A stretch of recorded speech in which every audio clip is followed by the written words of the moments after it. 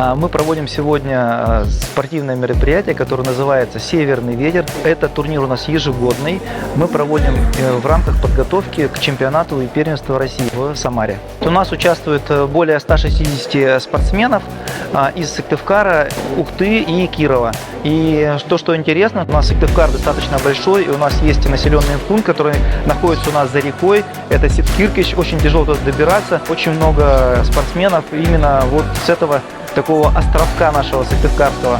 Поэтому это очень интересно и очень знаково. Это очень знаменательное такое событие, потому что это родина тэквондо, Южная Корея. Тот человек, который занимается тэквондо, он мечтает там побывать.